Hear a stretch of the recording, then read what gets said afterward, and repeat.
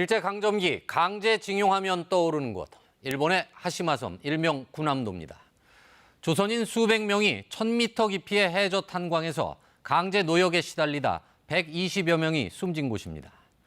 2015년 이 군함도를 세계문화유산으로 등재한 유네스코는 일본 정부에 대해 이런 강제노동의 역사를 제대로 알리라는 조건을 달았습니다.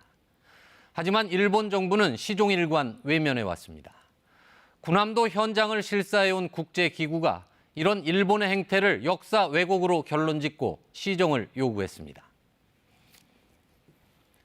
문화유산 등재 당시 일본 정부는 두 가지를 약속했습니다.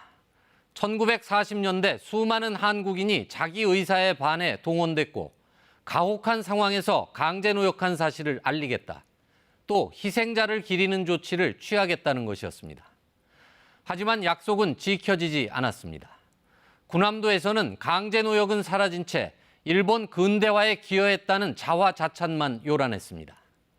지난해 문을 연 산업유산정보센터에는 희생자를 기리는 조치는커녕 강제노역을 물타기하는 자료까지 버젓이 전시됐습니다.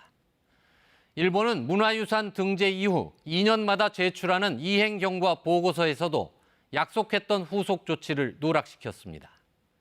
심지어 스가 총리는 관방장관 시절 세계유산위원회의 권고를 성실히 이행하고 있다고까지 강변했습니다. 세계유산위원회가 채택할 예정인 결정문에는 일본의 약속 미이행에 대해 매우 유감이라는 이례적인 고강도 표현이 포함되어 있습니다. 또 강제노역 사실과 징용 정책을 알 수 있게 조치하라는 내용도 담겼습니다. 세계유산위원회 결정문이 공식 채택되면 일본은 내년 말까지 관련 보고서를 제출해야 합니다.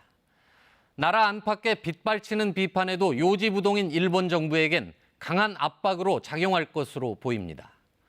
분명한 건 역사를 왜곡하는 현장이 세계인의 문화유산으로 기억될 수는 없다는 사실입니다. 이웃나라와의 관계 개선 역시 과거를 직시하는 전향적인 조치가 있을 때 가능할 것입니다. 뉴스 해설이었습니다.